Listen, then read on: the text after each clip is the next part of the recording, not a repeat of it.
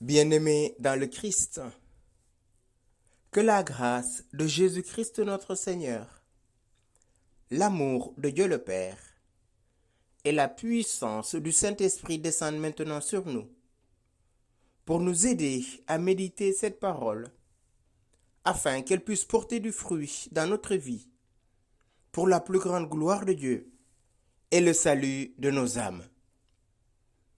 En ce troisième dimanche du temps ordinaire, j'aimerais méditer avec vous l'évangile de Jésus-Christ selon saint Marc, au chapitre 1, du verset 14 au verset 20.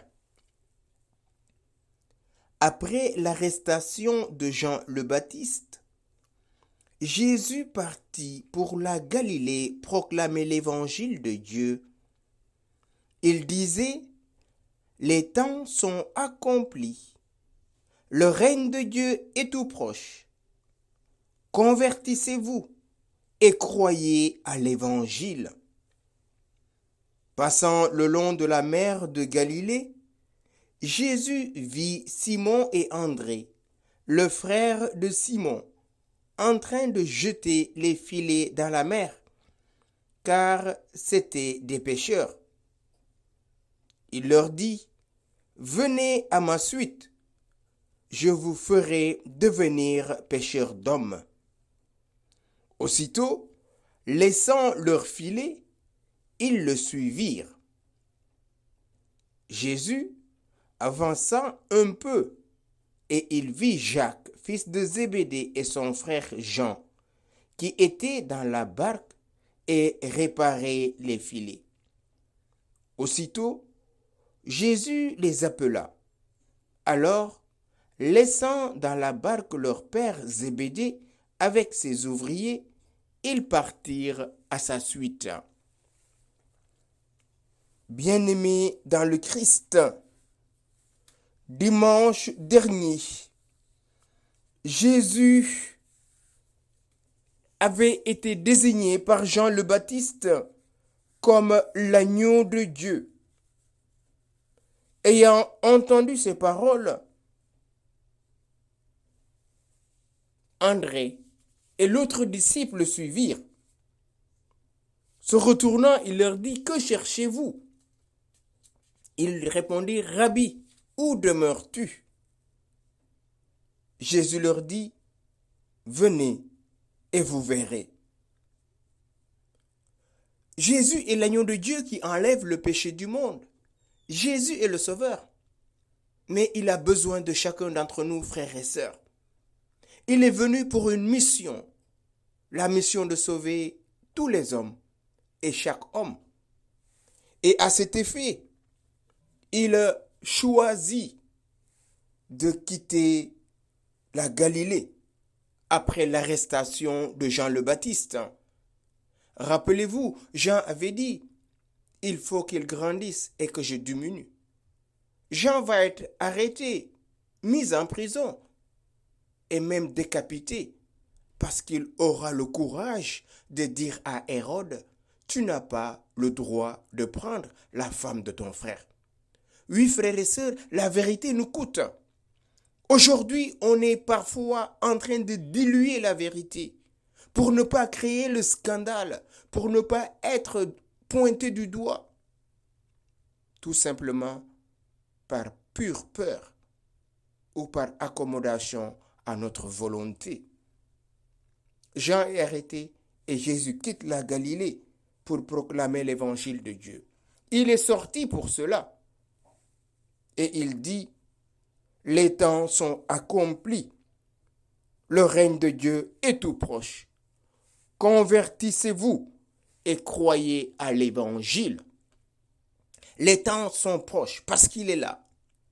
Et avec lui, tout va s'accomplir.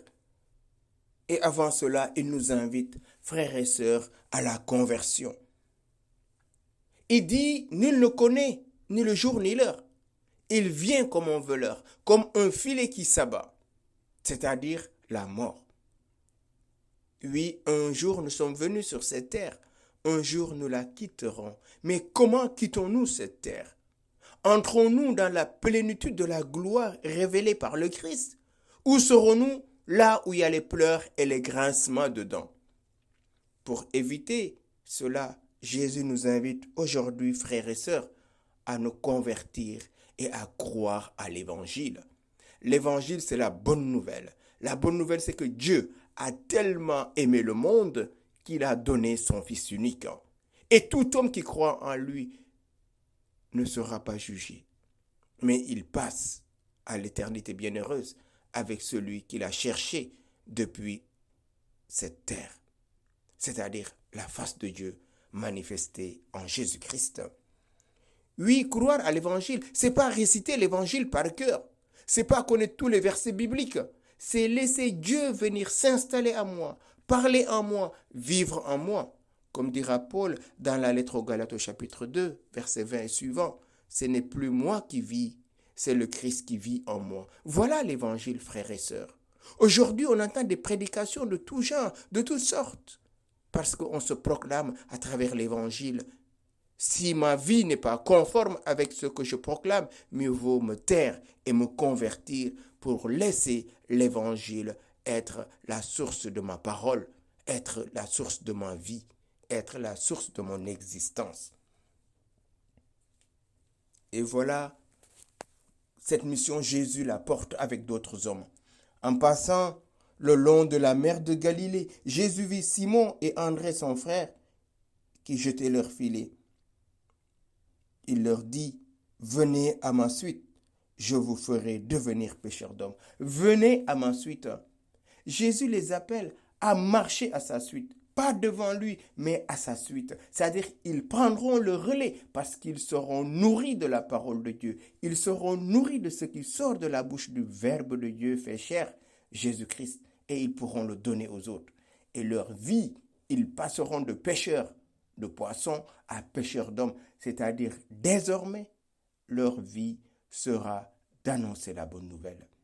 Eux-mêmes recevront cette bonne nouvelle pour l'annoncer. S'ils n'en vivent pas, comme dira Paul, malheur à moi si je n'annonce pas l'évangile. André et Pierre vont quitter leur métier. Ils vont quitter comme Abraham avait quitté. Et marchant un peu plus loin, il vit Jacques, fils de Zébédée et son frère, qui étaient dans la barque et réparaient leurs filets. Aussitôt, Jésus les appela. Alors, laissant dans la barque leur père, Zébédée avec ses ouvriers, ils partirent à sa suite. Frères et sœurs, l'appel, nous sommes tous appelés. Depuis ce matin, est-ce que nous avons entendu la voix de Dieu qui nous dit, Jacqueline, Joséphine, Jean, Paul, viens. Nous sommes peut-être partis à la messe. Peut-être nous partirons ce soir. Mais Jésus nous appelle à chaque réveil. Comme dit le prophète Isaïe, la parole me réveille chaque matin. Est-ce que nous écoutons la voix de Dieu au plus intime de notre être ou nous laissons prévaloir notre propre voix? Nous annonçons notre propre vie. Ou bien sommes-nous en train de nous laisser transformer par celui qui nous a appelés depuis le sein maternel? Ce qu'il dirait au prophète Jérémie, depuis le sein maternel, je t'ai connu, je t'ai appelé, je t'ai destiné à être lumière des nations. Oui, frères et sœurs, nous sommes tous appelés. Pas tous à être prêtres, pas tous à être religieux, religieuses, des moines ou moniales, mais en tant qu'enfant de Dieu, en tant que père de famille, en tant qu'ouvrier travaillant ou tel, nous sommes chacun appelés. Et chacun dans ce lieu de vie doit manifester la gloire de Dieu. Oui, l'évangile, ce n'est pas le dimanche. Chrétien le dimanche et être avec les autres, comme les autres. Non, le chrétien est appelé à porter l'évangile jusqu'aux extrémités de la terre, à suivre le Christ. La Secula Christi réclame de poser nos pas sur les pas du Christ, d'accepter de souffrir la croix, d'accepter d'être rejeté, banni, mais de rester dans la vérité de l'amour. Parce que la parole de Dieu est vérité. Et cette vérité nous rend libres, frères et sœurs. Aujourd'hui, nous sommes dans le compromis. Nous voulons faire comme les autres. Ah, nous ne sommes pas meilleurs que les autres. Il n'y a pas de meilleur ou pas. Il y a juste d'accueillir l'évangile et de vivre de l'évangile. Nous ne pouvons pas dire, frères et sœurs, que nous sommes chrétiens et que nous vivons aux antipodes des valeurs du Christ. Le Christ est venu pour apporter la paix, lui le prince de la paix. Le Christ est venu pour nous réconcilier avec son Père en demandant pardon à son Père pour ses bourreaux et pour chacun d'entre nous. Oui, en ce dimanche, demandons à Jésus, le dimanche de l'appel, demandons à Jésus qui passe maintenant dans la Galilée de notre existence, d'entendre sa voix et d'avoir le courage de le suivre. Demandons à Jésus maintenant la puissance de nous convertir. Saint-Esprit, de nous-mêmes, nous ne pouvons rien faire. S'il te plaît, viens faire tomber les écailles de nos yeux. Viens ouvrir les oreilles de notre cœur pour que nous ne nous dérobions pas à l'appel de celui qui passe aujourd'hui et qui frappe à ma porte. À celui qui me dit, suis-moi. Tu vois, j'ai des priorités. Je veux ceci, je veux cela. Et je veux que la volonté de Dieu passe derrière ma volonté. Donne-moi maintenant de lâcher prise, de me laisser regarder par le Christ et de répondre fidèlement à son appel. Maintenant et pour les siècles des siècles. Amen.